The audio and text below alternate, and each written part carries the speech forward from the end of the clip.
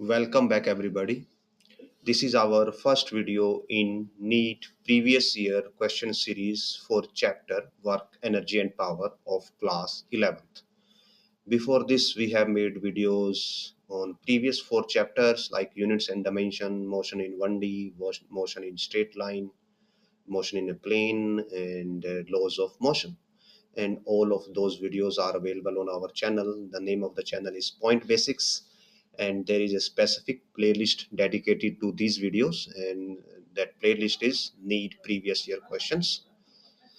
And also we have made a similar series for JEE Mains for physics, and that is also available in our playlist, so you can go and find out and check those videos. And if you found them useful, then do hit the like button, share it with your friends, and subscribe to our channel. When you subscribe and share, it helps us a lot to grow us and get more attention. Also, if you like to support us, then you can scan these QR codes and donate whatever amount you can. With this amount, we will be able to have new books, new sample papers, so we will be able to provide you more material. And also with this amount we can have a better computer hardware so that we will be able to provide better quality videos in future. So with this, let's start today's video and going to question number 1 for this chapter. So here is the question number 1. So a particle moves so that its position vector is given by r is equal to r cos omega t plus sin omega t y. Let me make it slightly thick. So value of r is equal to cos omega t x plus sin omega t y. इसको थोड़ा सा think करते हैं. So on basis of this हमें ये पता करना है velocity is perpendicular to r and acceleration is directed to r origin. Velocity is perpendicular to r and acceleration directed away from the origin. Velocity and acceleration both are parallel to r. Velocity and acceleration both are perpendicular to r. So यहाँ पे first of all हमें velocity and acceleration जो है उनकी values को find out करना है. So what how we do it, just हम दोनों साइड का डेरिवेटिव, इसका डेरिवेटिव कर देते हैं बिकॉज ये डिस्टेंस है, सॉरी डिस्प्लेसमेंट, तो इसका डेरिवेटिव करके हमें वेलोसिटी मिलेगी. So we will be dr by dt and it comes out to be cos omega t का डेरिवेटिव होता है माइनस साइन ओमेगा टी, और यहाँ पे साथ में ओमेगा टी का डेरिवेटिव आ जाता है omega and x cap. Similarly sign omega t का डेरिवेटिव होगा cos ओमेगा टी, और ओमेगा टी का ओमेगा आ जाएगा into it is y. So y cap. ये हमारे पास आ गया वेलोसिटी. और अगर एक्सेलरेशन बनाना है हमें तो what we will do, dv by dt. So it will be again minus omega as it is sin omega t का ओमेगा cos ओमेगा टी, और ओमेगा टी का फिर से ओमेगा आएगा तो वो इसके साथ मल्टीप्लाई करके ओमेगा स्क्वायर हो जाएगा एक्स कैप प्लस, और यहाँ पे माइनस आएगा बिकॉज cos ओमेगा टी का डेरिवेटिव होता है minus sin omega t. So it will be minus omega square sin omega t y cap. और यहाँ से अगर हम माइनस ओमेगा स्क्वायर कॉमन ले लें तो what we get cos omega t x cap plus sin omega t y cap. और ये किसकी वैल्यू है, ये एग्जैक्टली आर की वैल्यू है. सो यहाँ से आ जाता है acceleration is minus omega square r vector. So acceleration की डायरेक्शन रेडियस के रिवर्स है. जो रेडियस वेक्टर है वो ऑलवेज आपका आउट फ्रॉम द सेंटर जाता है, सेंटर से बाहर की तरफ जाता है, तो एक्सेलरेशन सेंटर की तरफ आएगा. तो अगर आप यहाँ पे ऑप्शन देखो acceleration is directed towards the origin, तो ये इतनी स्टेटमेंट हमारी यहाँ पे वैलिड है कि ये इतना पार्ट ठीक है स्टेटमेंट का. अब जो ये इसका पहला पार्ट है velocity is perpendicular to r, हम ये वेरीफाई कर लेते हैं. और ये कैसे करेंगे, हम डॉट प्रोडक्ट लेंगे v डॉट आर का. सो दिस इज वेलोसिटी और ये r, हम दोनों का डॉट प्रोडक्ट लेंगे तो इट विल कम, और आप r डॉट v भी ले सकते हो, कोई फर्क नहीं पड़ने वाला. So it will be minus omega sine omega t cos omega t, इन दोनों का हमने लिया। Now plus omega sine omega t cos omega t. So आप देखोगे दोनों ऐड होके 0 हो जाएगा, दोनों का डॉट प्रोडक्ट 0 है, मींस इनके बीच का जो एंगल है that is 90 degree. So both are perpendicular, so option A will be the right answer. आगे बढ़ते, दो वेक्टर्स गिवन है, are function of time, then the value of t at which they are orthogonal to each other. So जो orthogonal होता है, orthogonal means कि A dot B is equal to 0। अगर दो वेक्टर्स का डॉट प्रोडक्ट 0 हो तो मीन्स वो ऑर्थोगोनल है। ऑर्थोगोनल का मीनिंग होता है 90 डिग्री पे है एक दूसरे के रिस्पेक्ट में या एक दूसरे के परपेंडिकुलर है। सो जस्ट हम इन दोनों को डॉट प्रोडक्ट लेते हैं और उसको 0 के इक्वल पुट कर देते हैं, वहां से टाइम की वैल्यू आ जाएगी। So cos omega t i plus sine omega t j dot cos omega t 2 i plus sine omega t by 2 of j is equal to 0। Dot product में i से i मल्टीप्लाई होता है और j से j। So cos omega t by 2 plus sine omega t by 2 equals to 0। Now ये cos a minus b का expansion है। cos a minus b के लिए हमारे पास फॉर्मूला होता है cos of a minus b is equal to cos a cos b plus sine a sine b। और अगर आप यहाँ पे प्लस लगा दोगे तो यहाँ पे माइनस साइन आ जाता है। So it becomes out to be cos of omega t minus omega t by 2 is equal to 0। और यहाँ से आपके पास आ जाता है cos of omega t by 2 is equal to 0। और यहाँ से omega t by 2 is equal to cos inverse 0। और cos इनवर्स 0 होता है मींस cos कितने पे 0 होता है, it on 90 degree. So pi by 2, so pi by t is equal to pi by 2, 2 से 2 कैंसल और यहाँ से t आ जाएगा पाई बाय ओमेगा। और अगर हम कंपेयर करें आंसर के साथ, so option A will be the right answer. आगे बढ़ते हैं। If a vector is perpendicular to vector this, then the value of alpha is, so 2i plus 3j plus 8k किसके परपेंडिकुलर है, 4i minus 4j minus 4i plus alpha के। अब ये जो question आपके ये वेक्टर के अंदर भी कवर होते हैं और वर्क एनर्जी पावर के अंदर भी कवर होते हैं, बिकॉज वर्क एनर्जी के अंदर भी आपको वेक्टर से डील करना होता है। दैट्स वाई ये क्वेश्चन यहाँ भी हम कवर कर रहे हैं। सो परपेंडिकुलर है तो मीन्स ये 0 हो जाएगा। इनका जो डॉट प्रोडक्ट है अगर हम निकालें तो डॉट प्रोडक्ट 0 होगा। तो अगर डॉट प्रोडक्ट निकालते हैं दोनों का, so 4 into 2 8 minus 12 plus 8 alpha is equal to 0 and from here 8 alpha is equal to 4 and alpha is equal to 4 by 8 यानी कि half. Option A will be the right answer.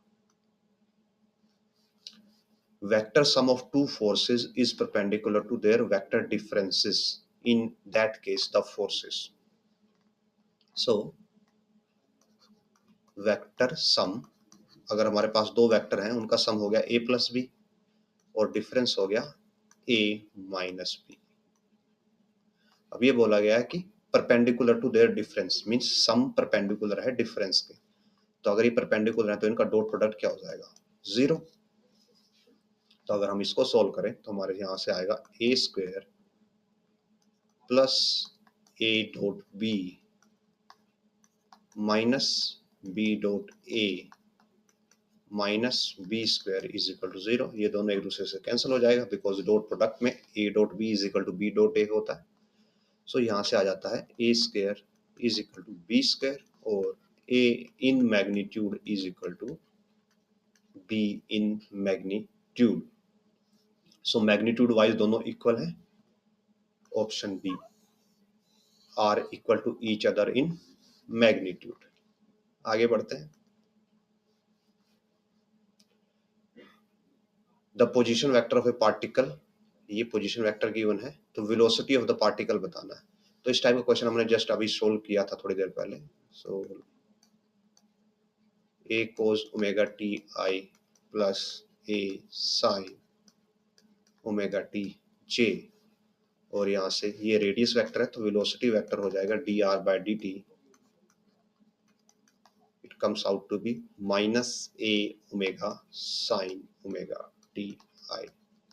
Cos omega t का derivative negative sine omega t होता है और omega t का derivative omega. Similarly यहाँ पे आ जाएगा A omega cos omega t j. अब यहाँ पे वेलोसिटी को पूछा गया है कि वो ओरिजिन की तरफ है, ओरिजिन से अवे है, या पैरेलल है, या परपेंडिकुलर है पोजीशन वेक्टर के, ये पूछा गया है। तो व्हाट वी डू, दोनों का डॉट प्रोडक्ट ले लेते हैं। अगर आपको कभी भी एंगल पता करना है तो व्हाट यू डू, आप एंगल डॉट प्रोडक्ट लेते हो। अगर वो जीरो नहीं आता फिर आप क्रॉस प्रोडक्ट पे जाते हो। तो फर्स्ट ऑफ ऑल हम यहाँ पे डॉट प्रोडक्ट लेते हैं। So r dot v is equal to, it will be minus A square omega sine omega t cos omega t plus A square omega sine omega t cos omega t. तो ये दोनों same है, मुझे sign opposite है, दोनों add करके zero मिलेगा, तो means radius and velocity are perpendicular. तो option D perpendicular to the position vector. Next question,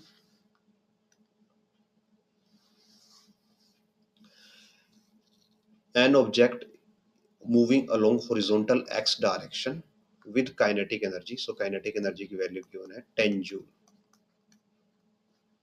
displaced through x, displacement की वैल्यू है 3i बाय फोर्स गिवन है -2i plus 3j, kinetic energy of the object at the end of the displacement. अब ये बताना है कि at the end kinetic energy क्या होगी। नाउ आपको इनिशियल काइनेटिक एनर्जी पता है, आपको फाइनल काइनेटिक एनर्जी बतानी है, के ई फाइनल बतानी है आपको। तो एक प्रोसेस तो क्या होती है कि आप इनिशियल वेलोसिटी निकाल लें, फिर आपके पास फोर्स है, फोर्स से आप एक्सेलरेशन बनाएं, और एक्सेलरेशन से आप फाइनल वेलोसिटी बनाएं, और फिर वहां से फाइनल काइनेटिक एनर्जी बना लें। ये आपके पास प्रोसेस होती है।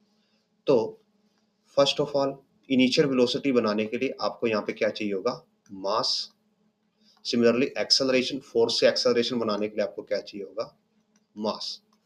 और आपके पास यहाँ पे मास नहीं गिवन है, सो ये वाली प्रोसेस हम फॉलो नहीं कर सकते। व्हाट वी डू, हम एक सेपरेट प्रोसेस फॉलो करते हैं जहां पे हमें ये पता है that work done is equal to होता है चेंज इन टोटल एनर्जी। अब जो यहाँ पे ऑब्जेक्ट है वो हॉरिजॉन्टल डायरेक्शन में मूव कर रहा है। अगर वो हॉरिजॉन्टल में मूव कर रहा है, मींस सपोज कीजिए ये हॉरिजॉन्टल है, पहले ऑब्जेक्ट यहाँ पे था और कुछ टाइम के बाद यहाँ पे है आफ्टर सम वर्क डन, जो कि इस फोर्स ने किया।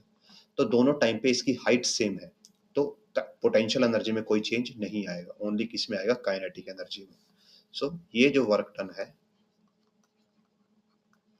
ये इक्वल टू हो जाएगा चेंज इन काइनेटिक एनर्जी। और चेंज इन काइनेटिक एनर्जी क्या होगा, के ई फाइनल माइनस के ई इनिशियल, और वर्क डन क्या होता है, force into distance. So force की वैल्यू है -2i plus 3j into distance या डिस्प्लेसमेंट है 3i, और इसको प्लस 0j लिख लेते हैं सो दैट इजिली कैलकुलेट कर पाए। नाउ के फाइनल वी डोंट नो, के इनिशियल हमें पता है 10 है, और यहाँ से हम सोल्व करते हैं तो it comes out to be -6 plus 0 and K E final is equal to -6 plus 10 is equal to 4 joule. और अब अगर आप ऊपर देखोगे जाके तो जो आंसर है हमारा option C is the right answer. आगे बढ़ते हैं। A particle of mass 5m at suddenly breaks on its own. Okay okay. A particle of mass 5m at rest means starting में वो रेस्ट पे था, suddenly break of its own in 3 fragments, एकदम से 3 fragments में blast हो जाता है। 2 fragments of mass m move along the perpendicular directions to each other with speed v. Energy release during the process is, तो हमें यहाँ पे प्रोसेस के अंदर की एनर्जी बतानी है कि कितनी एनर्जी रिलीज होगी। तो फर्स्ट ऑफ ऑल हम पाथ प्लॉट करते हैं कि पाथ कैसे है। सपोज एक पार्ट 3 पार्ट में ब्लास्ट हुआ हो, तो एक ऐसे गया है और दूसरा ऐसे गया है, और ये दोनों एक दूसरे के क्या क्या है, परपेंडिकुलर है। सो लेट अस अज्यूम कि हम इनको थोड़ा एक्स वाई डायरेक्शन में रिप्रेजेंट करते हैं, कि पहला वाला ऐसे चला गया, एक फ्रैगमेंट ऐसे वाई डायरेक्शन में चला गया और दूसरा ऐसे एक्स डायरेक्शन में चला गया। तो जो थर्ड फ्रैगमेंट है वो समथिंग लाइक कुछ ऐसे डायरेक्शन में जाएगा। एंड मासेस भी गिवन है, इसका मास m है, वेलोसिटी v है, इसका भी मास m है, वेलोसिटी v है। तो अगर ये m और ये m है तो 2m मास यहाँ पे हो गया, तो जो ये थर्ड फ्रैगमेंट है इसका मास हो जाएगा 3m, और वेलोसिटी को हमने कैपिटल v मान लिया, और ये वेलोसिटी स्मॉल v। सो हमें यहाँ पे एनर्जी के बारे में तो नहीं पता कि एनर्जी कंजर्व होगी या नहीं होगी, but we are sure that momentum conserve होगा ही होगा, बिकॉज यहाँ पे ओनली इंटरनल फोर्सेस इन्वॉल्व है, एक्सटर्नल फोर्सेस नहीं है। So P is conserved. तो P कंजर्व का मीनिंग क्या है? P before blast is equal to P after blast और आफ्टर स्प्लिट, कि ब्रेक होने से पहले जो था और ब्रेक होने के बाद वो है वो टोटल सेम रहेगा। सो ब्रेक होने से पहले तो वो रेस्ट पे था, तो मोमेंटम हो गया 0, 5m into 0 equals to m into v, और ये किस डायरेक्शन में है? j डायरेक्शन में है। सो mvj प्लस ये i डायरेक्शन में है, mvi plus 3m v velocity. हमें यहाँ पे इसकी डायरेक्शन नहीं पता, सो हमने इसको सिंपली v लिख दिया, और ये v ऑटोमेटिकली हमारे पास यहाँ से कैलकुलेट हो जाएगी, और ये स्मॉल v's है और ये कैपिटल v है। सो यहाँ से अगर हम एडजस्ट करें तो what we get that 3m capital v is equal to negative of mvi plus mvj, और यहाँ से कैपिटल v की वैल्यू आ जाती है negative v/3 of i minus v/3 of j। तो ये हो जाती है जो 3m वाला पार्ट है उसकी फाइनल वेलोसिटी। अब एनर्जी रिलीज बतानी है, मींस आफ्टर ब्लास्ट जो या आफ्टर ब्रेकिंग टोटल एनर्जी कितनी है, तो वो हम कैसे कैलकुलेट कर सकते हैं? वो हम कर सकते हैं जो काइनेटिक एनर्जी होगी फाइनल उससे। तो जो पहला मास था उसकी हो जाएगी हाफ mv², जो ये वाला था। सिमिलरली इसकी भी हाफ mv², और जो थर्ड मास है इसकी हो जाएगी हाफ, मास 3m है, और इसकी जो वेलोसिटी है ये वेक्टर फॉर्म में है। अगर हम इसका मैग्नीट्यूड निकालें तो it will give us v²/9 plus v²/9, तो ये हमें रूट में देगा 2v²/9। तो जब हम इसका स्क्वायर करेंगे तो ये हमारे पास 2v²/9 इधर आ जाएगा। सो दोनों को ऐड करते हैं तो ये तो हमें mv² देंगे, प्लस यहाँ से हमारे पास आएगा 3, और ये ऐसे कैंसिल हो जाएगा, तो it will give us mv²/3, और जब ऐड करेंगे तो it will give us 4mv²/3, और अगर हम मैच करें सो जो ऑप्शन डी है this will be the right answer. आगे बढ़ते हैं। Consider a drop of rainwater having mass 1 gram. So mass is 1 gram, falling from the height of 1 kilometer. So distance या height आप बोल सकते हैं 1 किलोमीटर है। It hits the ground with the speed of 50 metre per second, यानी कि final speed इस 50 metre per second है, और स्टार्टिंग में वो रेस्ट पे होगी, वो इनिशियल वेलोसिटी हम उसकी 0 ले लेते हैं। जी की वैल्यू 10 लेनी है। Work done by gravitational force and the resistance force by the air is. Now जब भी आपके पास कोई, ये सपोज कीजिए ये रेन ड्रॉप है और ये नीचे की तरफ आ रही है, डाउनवर्ड आ रही है, तो इस सिनेरियो में क्या होगा, जो ग्रेविटी है उसको नीचे की तरफ अट्रैक्ट करती, मींस इसके पास जो भी वेलोसिटी आई वो किसकी वजह से आ रही है, वो ग्रेविटी की वजह से आ रही है। तो ग्रेविटी इस पे कैसा वर्क कर रही है, पॉजिटिव वर्क कर रही है। और अगर आपको डायरेक्ट वर्क के नेचर पता करने में, मींस पॉजिटिव है या नेगेटिव है ये पता करने में प्रॉब्लम है, तो then we can easily find out that जो वर्क होता है it is F dot S, कि फोर्स और डिस्प्लेसमेंट में जो एंगल है वो कितना है। अब ग्रेविटेशनल फोर्स डाउनवर्ड लगता है और जो डिस्प्लेसमेंट है वो भी डाउनवर्ड हो रही है, तो दोनों में एंगल 0 है। तो इस सिनेरियो में ग्रेविटी किस टाइप का वर्क कर रही है, पॉजिटिव वर्क ऑन बॉडी। अगर ये ऑब्जेक्ट ऊपर जा रहा होता तो ग्रेविटी क्या कर रही होती, नेगेटिव वर्क ऑन बॉडी कर रही होती।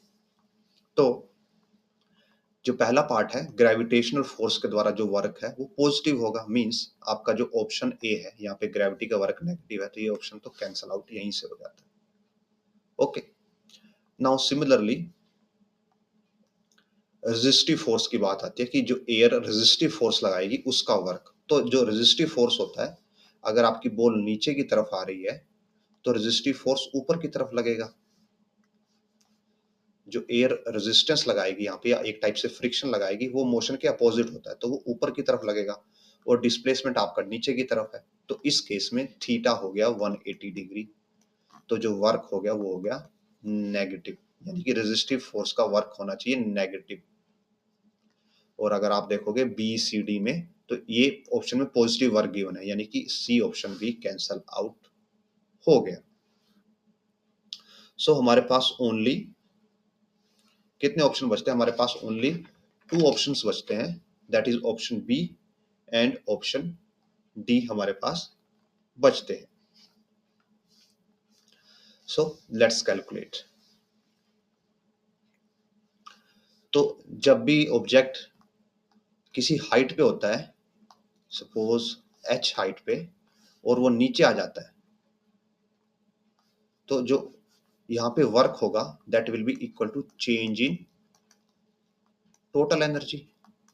सॉरी, जो वर्क होगा that will be change in total energy. और जो टोटल एनर्जी का चेंज होगा यहाँ पे चेंज इन किसके इक्वल होगा, पोटेंशियल एनर्जी के, बिकॉज ये वर्टिकल मोशन है। अगर ये हॉरिजॉन्टल मोशन होता तो ये चेंज इन काइनेटिक एनर्जी के इक्वल होता, अगर वर्टिकल मोशन है तो चेंज इन पोटेंशियल एनर्जी के इक्वल होगा, और चेंज इन पोटेंशियल एनर्जी हो जाएगा m g h. Mass is 1 gram, so 1 by 1000, g is 10 और एच इज 1 किलोमीटर और 1000, so it comes out to be 10 joule.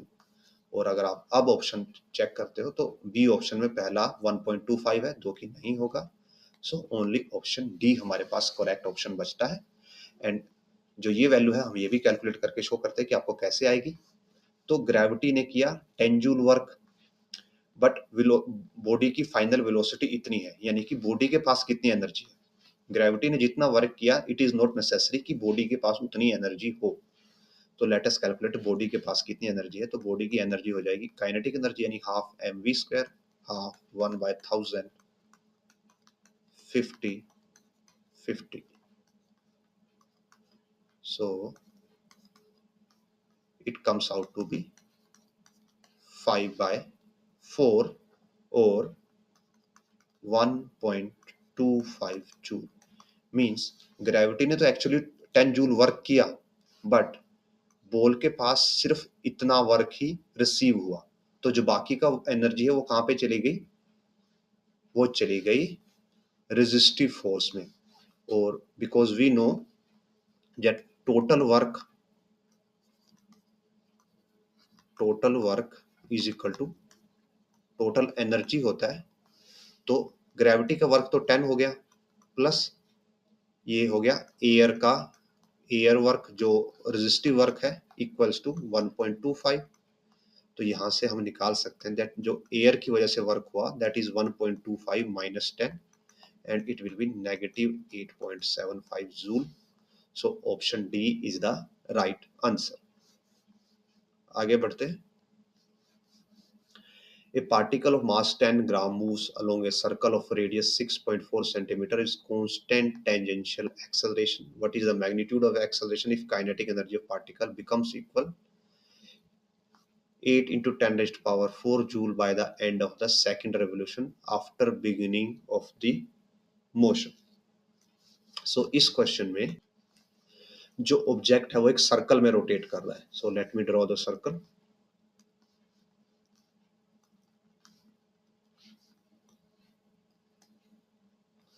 सो जब ऑब्जेक्ट सर्कल में rotate करता है तो उसके पास टू टाइप के एक्सेलरेशंस होते हैं। ओके, ये ऑब्जेक्ट का रेडियस वेक्टर हो गया। ओके, जब हम ओनली एक्सेलरेशंस बनाते हैं। सो ये सेंटर हो गया, और सपोज कीजिए ये पॉइंट है जहां पे अभी पार्टिकल है, पार्टिकल अभी ए पॉइंट पे है, तो यहाँ पे पार्टिकल के पास दो एक्सेलरेशंस होते हैं। पहला एक्सेलरेशन होता है टेंजेंशियल जो कि परपेंडिकुलर होता है वेलोसिटी के, और दूसरा एक्सेलरेशन होता है सेंट्रीपिटल जो कि सेंटर के टुवर्ड्स होता है। सो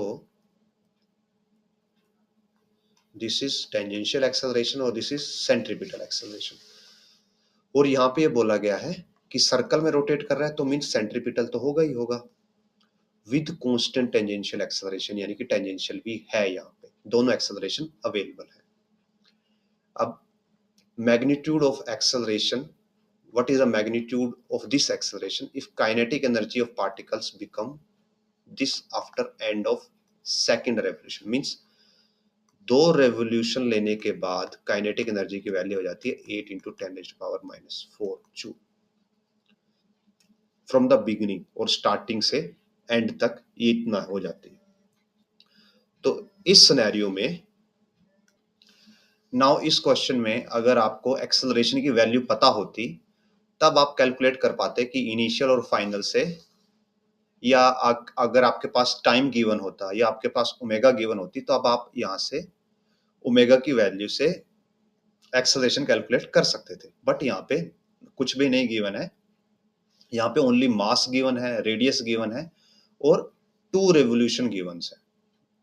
तो इस टाइप के क्वेश्चन में अगर आपके पास कुछ भी नहीं गिवन हो देन व्हाट वी यूज, उनको सोल्व करने के लिए हम यूज करते हैं एनर्जी कंजर्वेशन। दैट जो वर्क है वो किसके इक्वल है, चेंज इन एनर्जी के। ओके, नाउ वर्क किससे होता है, फोर्सेस से।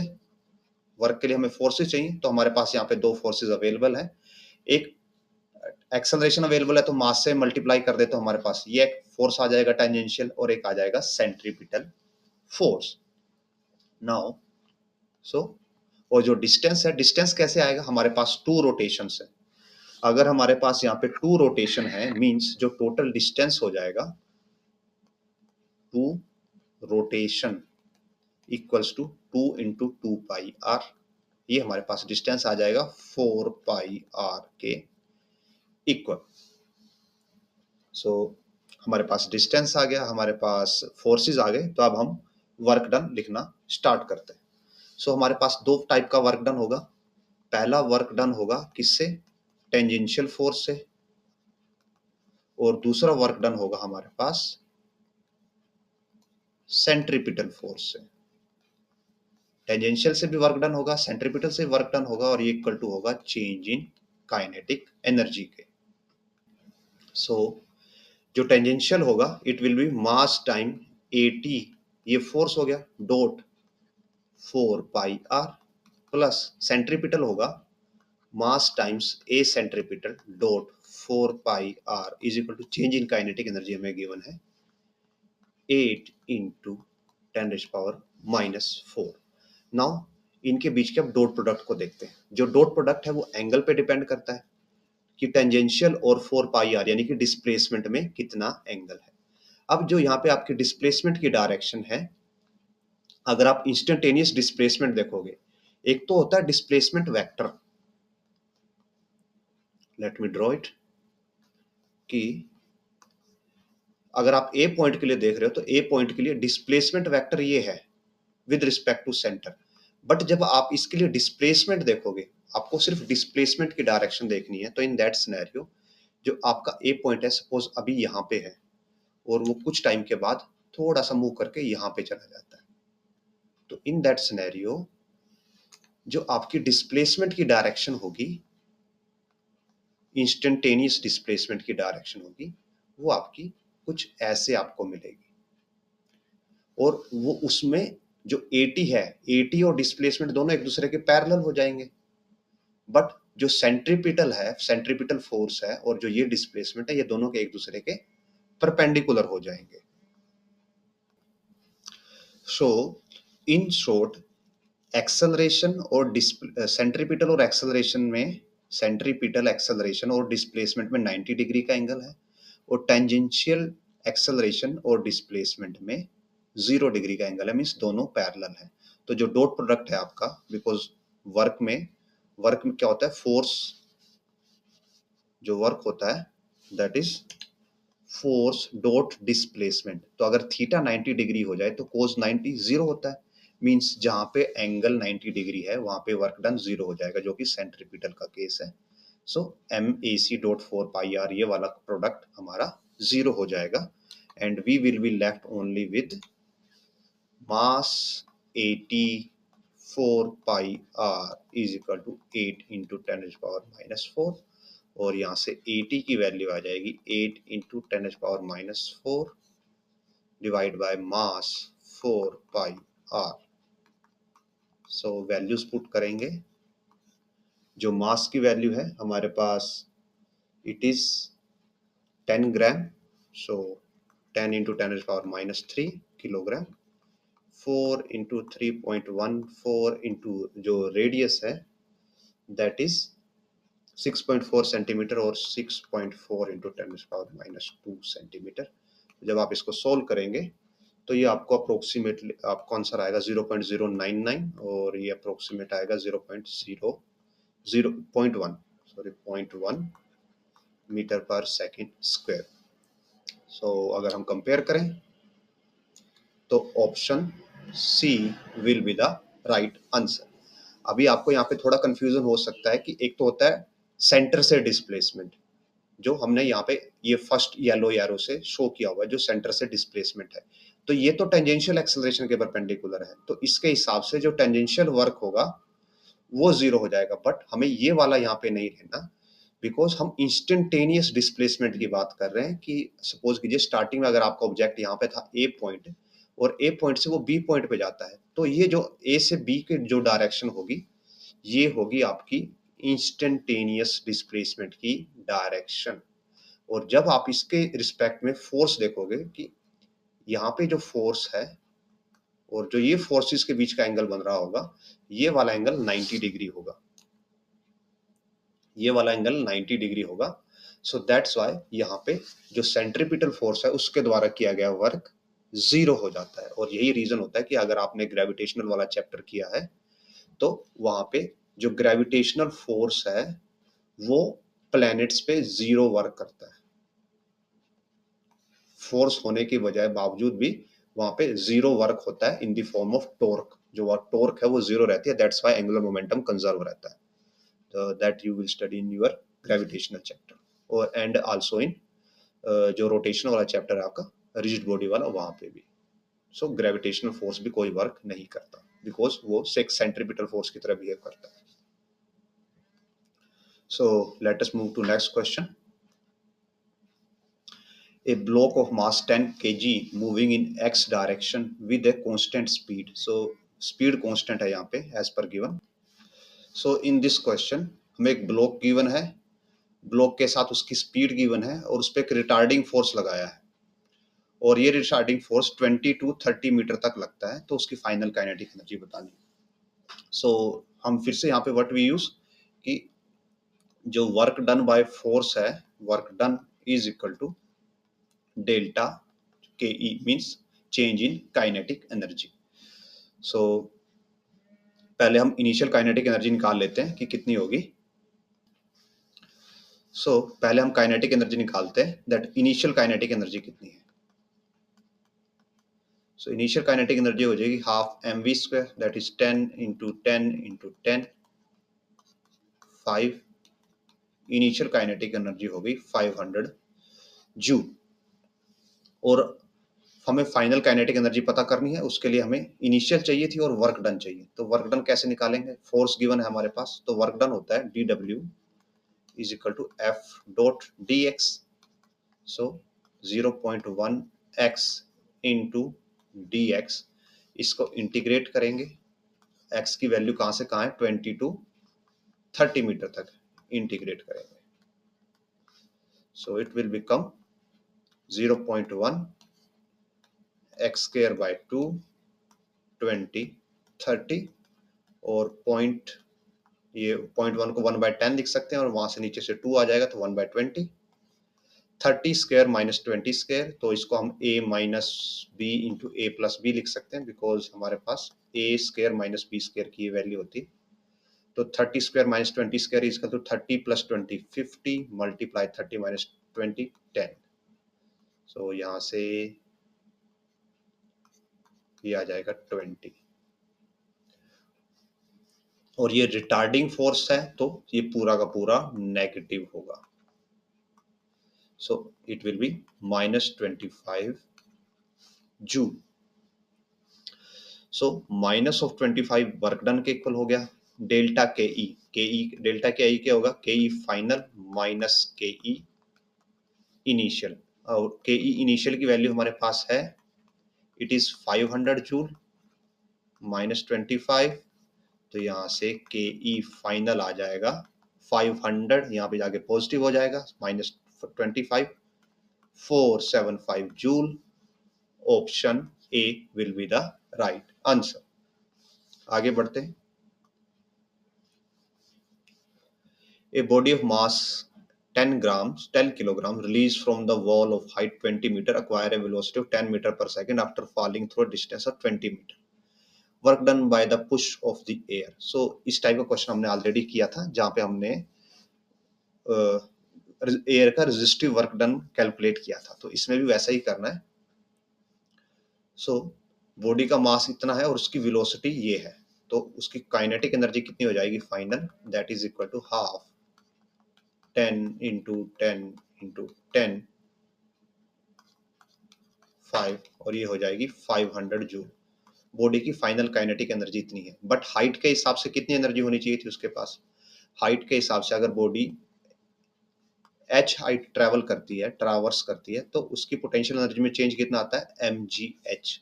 तो हाइट की वजह से जो डेल्टा mgh है, पोटेंशियल एनर्जी का चेंज है, it should be equal to mass 10, height है 20 मीटर इंटू g, और m h g, और g की वैल्यू 10, तो it should be 2000 joule. Means actually उसके पास 2000 जूल होनी चाहिए थी, बट उसके पास कितना है, ओनली 500 जूल। तो जो डिफरेंस है 1500 जूल का, वो कहाँ पे गया होगा, वो गया होगा work done by the push of the air. और यहाँ पे आप ऐसे लिख सकते हो कि जो total work is equal to change in energy, total change in energy. So यहाँ पे हमारे पास आ जाएगा change in energy, that is equal to, final है हमारे पास 500 माइनस पोटेंशियल का चेंज ये है, so it will be -1500 joule. Option C will be the right answer. आगे बढ़ते हैं। A bullet of mass 10 gram leaves a rifle with an initial velocity of 1000 meter per second and strike the earth at the same level with velocity of 500 meter per second. The work done in joule to overcome the resistance of the air means हमारे पास एक bullet थी, उस bullet को fire किया जाता है, वो bullet फिर मूव करती है और जब वो अर्थ पे ड्रॉप होती है तो उसकी वेलोसिटी रह जाती है 500 मींस स्टार्टिंग में उसके पास ये इसकी स्टार्टिंग पोजीशन है और ये इसकी एंडिंग पोजीशन है। स्टार्टिंग में उसके पास 1000 मीटर पर सेकंड की वेलोसिटी थी और बाद में उसके पास 500 मीटर पर सेकंड की वेलोसिटी रह जाती है और ये दोनों लेवल सेम है मींस हाइट दोनों की सेम है, तो हाइट की वजह से एनर्जी में कोई चेंज नहीं आया। तो ये हॉरिजॉन्टल मोशन है और हॉरिजॉन्टल मोशन में जितना भी वर्क होता है वो किसके इक्वल होता है, चेंज इन काइनेटिक एनर्जी के। तो चेंज इन काइनेटिक एनर्जी क्या होगी, kinetic energy final minus kinetic energy initial, ये हो जाएगा half M we final square minus half M we initial square. Mass is 10 gram तो m by 2 कॉमन ले लेते हैं, vf square minus vi square, m is 10 so 10 by 1000 divided by 2, vf is 500 so 500 square minus 1000 square। इनको normal calculation करने की वजह हम a minus b plus a plus b वाला फॉर्मूला यूज करेंगे, so it will be 1 by 200। इन दोनों का सम हो जाएगा 1500 और दोनों का सब्ट्रैक्शन हो जाएगा -500। सो यहाँ से हमारे पास आएगा जीरोस कैंसल एंड ये हो जाएगा 750 इंटू 50 और 50 सॉरी। सो इतना वर्क किसने किया है, एयर रेजिस्टेंस ने। सो आंसर हो जाएगा ऑप्शन बी। और ये यहाँ पे पॉजिटिव क्यों शो किया गया, ये पॉजिटिव शो इसलिए किया गया, ये किसके रिस्पेक्ट से शो किया गया, बुलेट के रिस्पेक्ट से, कि बुलेट ने एयर रेजिस्टेंस पे कितना वर्क किया, तो उसने किया पॉजिटिव 3750 और एयर रेजिस्टेंस ने बुलेट पे कितना किया, तो उसने किया negative 3750 because air resistance bullet ने ऐसे मूव किया था, एयर रेजिस्टेंस उसका उल्टा था, रिवर्स था, तो जो एयर रेजिस्टेंस है उसके हिसाब से वर्क डन नेगेटिव होगा बट बुलेट के हिसाब से पॉजिटिव होगा। आगे बढ़ते हैं। A particle moves from point, इस पॉइंट से यहाँ पे जाता है और फोर्स इतना अप्लाई किया गया है, तो ये बताना है कि वर्क डन कितना हुआ। सो ये सिंपल है, हम यहाँ से नेट डिस्प्लेसमेंट निकाल लेते हैं, दैट डेल्टा एस कितना हो जाएगा, final minus initial position 4j plus 3k minus negative 2i plus 5j। सो यहाँ से 4i plus 3k minus minus plus 2i minus 5j और ये हो जाता है 2i minus j plus 3k, ये डिस्प्लेसमेंट आ जाती है और ये फोर्स हमारे पास है that is 4i plus 3j। तो जब हम F डॉट डेल्टा एस करेंगे तो ओनली हमारे पास I और J कंपोनेंट में फोर्स है तो वर्क भी वहीं से आएगा, K कंपोनेंट से कोई वर्क नहीं बनने वाला। 4 into 2 8 minus 3 is equal to 5 joule. So option C will be the right answer. आगे बढ़ते हैं। ए यूनिफॉर्म फोर्स, ये फोर्स गिवन है, act on a particle of mass 2 kg, इतने मास पे एक्ट करता है, hence particle is displaced from position, इस पोजीशन से इस पोजीशन पे चला जाता है, तो वर्क डन बताना है। तो अगेन हम यहाँ पे वर्क डन निकाल सकते हैं, हमें टोटल डिस्प्लेसमेंट चाहिए और वर्क फोर्स चाहिए होगा, फोर्स हमें है ऑलरेडी और डिस्प्लेसमेंट दोनों को माइनस करके निकाल सकते हैं। ये फाइनल है, ये इनिशियल है, तो डेल्टा एस आ जाएगा 4i plus 3j minus k minus 2i plus k। So 4i minus 2i will be I plus 3j minus के यानी कि माइनस 2k, ये हो गया डेल्टा एस। और जो फोर्स है that is 3i plus j। अब वर्क डन होगा फोर्स इंटू डेल्टा एस, दोनों का dot product, so 3 into 2 6, 1 into 3 3, so 6 plus 3 9 joule will be the answer. आगे बढ़ते हैं।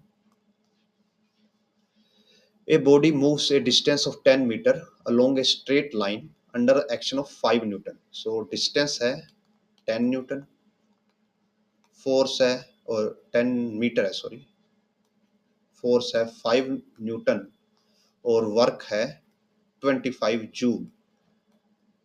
एंगल बताना है दोनों के बीच में। So we know that F is equal to F S cos theta. So 25 5 10 cos theta, तो यहाँ से कोस थीटा आ जाएगा 25/50 यानी कि हाफ, और थीटा हो जाएगा 60 डिग्री, और इसको आप अगर रेडियन में लिखें तो π/3 radian. So option A will be the right answer. आगे बढ़ते हैं। A body constraint to move in Y direction is subjected to force, ये फोर्स अप्लाइड है। Work done by this force in moving the body through a distance of 10 J. So देखिए distance given है 10 जे और force given है -2i plus 15j plus 6k। तो दोनों का dot product हमारा वर्क हो जाएगा, ओनली जे से जे मल्टीप्लाई होगा। सो 10 इंटू 15 115 जूल, ऑप्शन ए। आगे बढ़ते हैं। When a body moves with constant speed, speed constant है, अलोंग ए सर्कल। तो देखिए अगर स्पीड कांस्टेंट है तो सर्कल में हमारे पास दो टाइप के एक्सेलरेशन होते हैं, पहला होता है टेंजेंशियल और दूसरा होता है सेंट्रीपिटल। अगर स्पीड कांस्टेंट है तो टेंजेंशियल होता है dv/dt और AC होता है v²/r। अगर स्पीड कांस्टेंट है तो ए टेंजेंशियल 0 हो जाएगा, तो हमारे पास ओनली AC बचता है। और हमने यहीं पे स्टार्टिंग में किया था कि जो ए सेंट्रीपिटल है उससे कोई वर्क डन नहीं होता, जो भी वर्क डन होता है वो टेंजेंशियल से होता है, और अगर टेंजेंशियल 0 है तो कोई वर्क डन नहीं है, तो यहाँ पे नो वर्क डन, कोई वर्क डन नहीं होने वाला। So option A, no work is done on it. आगे बढ़ते हैं। A body of mass 4m lying in xy plane at rest is suddenly exploded into 3 pieces. 2 pieces each of mass m move perpendicular to each other with equal velocity v. Total kinetic energy generated due to the explosion. तो हमें यहाँ पे total energy बतानी है। So as per given कि दो piece एक दूसरे के परपेंडिकुलर जाते हैं, तो पहले दो पीसेस को ड्रॉ करते हैं। सपोज ये पहला पीस ऐसे चला गया और दूसरा ऐसे चला गया, और जो थर्ड है वो यहाँ पे किसी रैंडम डायरेक्शन में चला गया। सो जो पहले वाले के लिए मास m है, दूसरे वाले के लिए भी m है, तो जो थर्ड होगा उसके लिए मास हो जाएगा 2m, because total mass constant रहेगा m + 2m। अगर इसके लिए हम वेलोसिटी लेते हैं तो ये j डायरेक्शन में होगी और इसके लिए वेलोसिटी v i डायरेक्शन में होगी, और दोनों के लिए वेलोसिटी इक्वल है। सो हमने दोनों के लिए v ले ली, ये i डायरेक्शन में और ये j डायरेक्शन में। नाउ मोमेंटम कांस्टेंट रहेगा, p is conserved,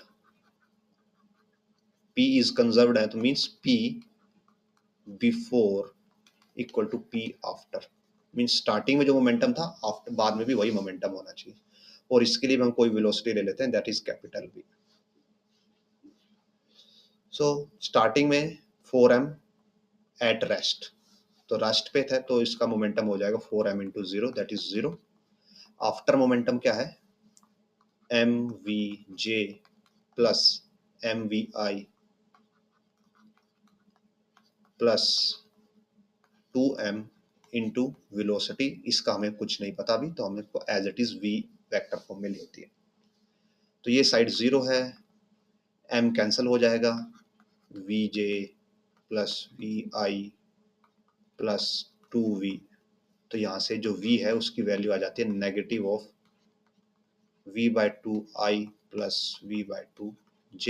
ये तो वेक्टर फॉर्म आ गई, और अगर मैग्नीट्यूड कैलकुलेट करना हो तो it will be v²/4 plus v²/4 equals to √v²/2।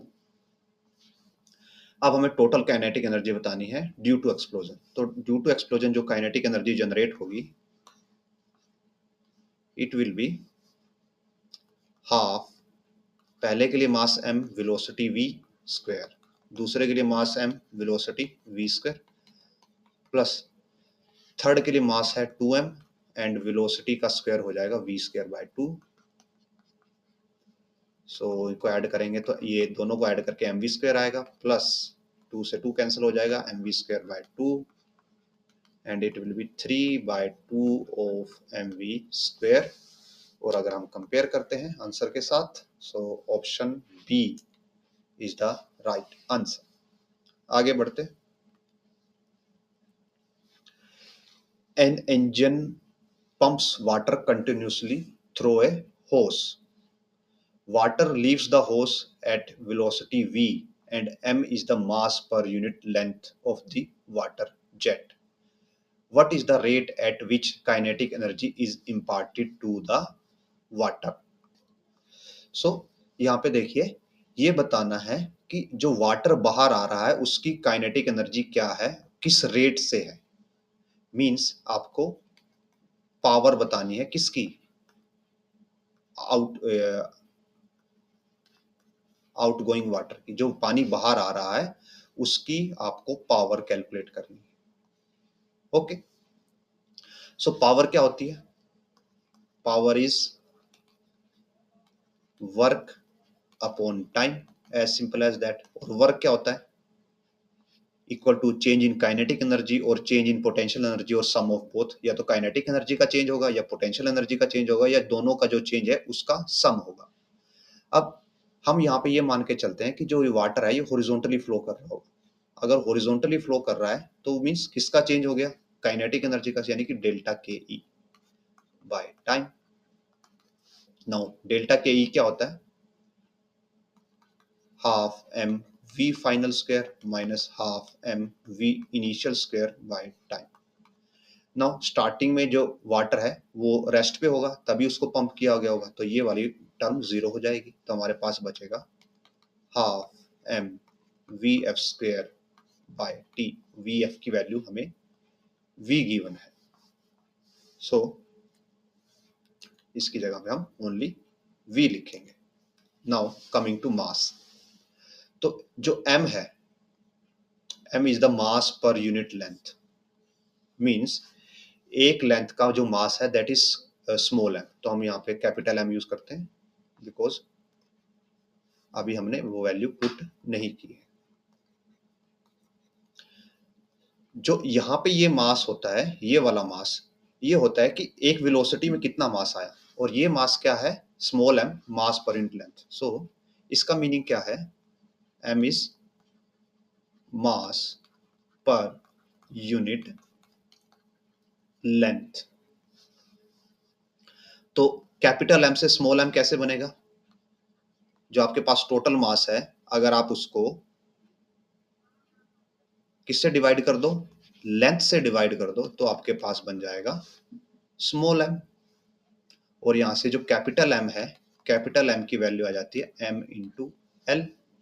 तो ये वैल्यू अगर हम इधर पुट कर दें तो it will be half M L V square by T. और ये लेंथ है, ये टाइम है, लेंथ बाय टाइम क्या होता है? वेलोसिटी। सो आपका आंसर बन जाता है हाफ एम वी क्यू।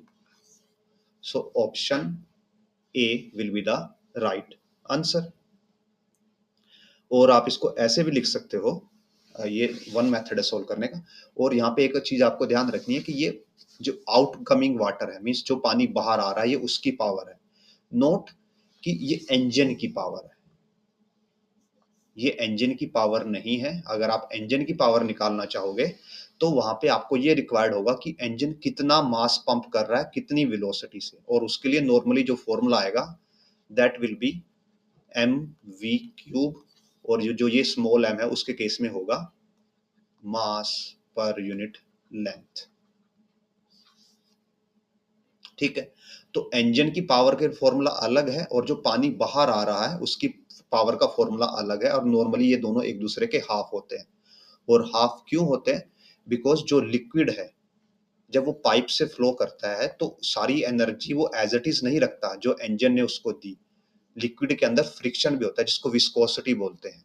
और जो प्रेशर है, प्रेशर डेवलप होता है, उसके लिए भी एनर्जी यूज होती है, पावर यूज होती है। सो दैट्स वाई आपको फाइनली एंड में सेम पावर नहीं मिलने वाली जो आपने इनपुट की थी इंजन के थ्रू। तो इस चीज का ध्यान रखिएगा कि इंजन की पावर पूछी गई है या वाटर की पावर पूछी गई है। और इसी क्वेश्चन को एक डिफरेंट वे में भी किया जा सकता है। Let me show you how.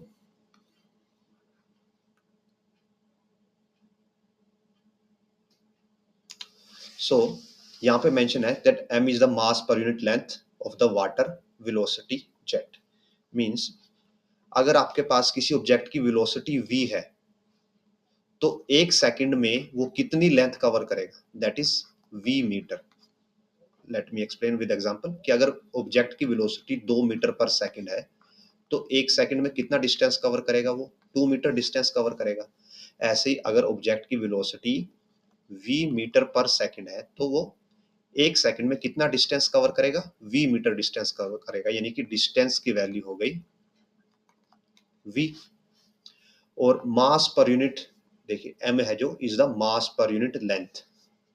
So m mass per unit length है और आपके पास लेंथ या डिस्टेंस की वैल्यू है v। तो आपके पास टोटल मास आ जाएगा m इंटू v। और अब आपके पास काइनेटिक एनर्जी का फॉर्मूला होता है half mass into velocity square. Mass की वैल्यू है आपके पास m into V square. So यहाँ से भी आपके पास आ जाएगा half M V cube. And again ये याद रखिएगा कि ये एनर्जी है या पावर है किसकी, जो पानी बाहर आ रहा है, ना कि जिससे जो इंजन है वो पंप कर रहा है। पंप करने पे एम वी क्यूब होगा और आउट आने पे हाफ एम वी क्यूब होगा। आगे बढ़ते हैं and this will be the last question for today. A bomb of mass 30 kg at rest explode into two pieces of masses 18 kg and 12 kg. Velocity of 18 kg mass is 6. Kinetic energy of other mass बतानी। तो ये इस question में भी again जो P है will be conserved। Momentum हमेशा conserve रहेगा। So P initial is equal to P final. Initial momentum क्या था, 30 केजी किस पे है, रेस्ट पे है, यानी कि 30 इंटू 0 इक्वल टू 18 और 12 में डिवाइड हो जाता है और 18 की है 6। So means 18 into 6 plus 12 into V that we will calculate. तो यहाँ से v की वैल्यू आ जाएगी -18 by into 6 by 12। So 9 -9 metre per second. और काइनेटिक एनर्जी निकालेंगे तो हाफ m सेकेंड की निकालनी है अदर मास की, यानी कि जिसकी हमें वेलोसिटी कैलकुलेट की है, that is 12 kg। So 12 into 9 into 9। Kinetic energy scalar होती है इसलिए हमने नेगेटिव को इग्नोर कर दिया। सो 81 into 6 486 joule will be the right answer. So with this हम इस वीडियो को यहीं पे फिनिश करते हैं और हमने इसमें 20 क्वेश्चंस को कवर कर लिया and hopefully in upcoming 3 more videos हम ये पूरे कंप्लीट क्वेश्चंस को कवर कर देंगे। अगेन अगर आपको हमारी वीडियो अच्छे लगे, यूजफुल लगे, हेल्पफुल लगे और आपके कंसेप्ट इससे क्लियर हों, then do like this video, share this video as much as possible and subscribe to our channel. And at last if you can do some donation then do make some donation by scanning this QR code। इससे हमें new books, better question papers and एक better computer hardware लेने में मदद मिलती है, जिससे हम आपके लिए in future better quality videos लेके आ पाएंगे। So with this keep on sharing, keep on subscribing, keep on watching and thanks for watching। We will meet in next video।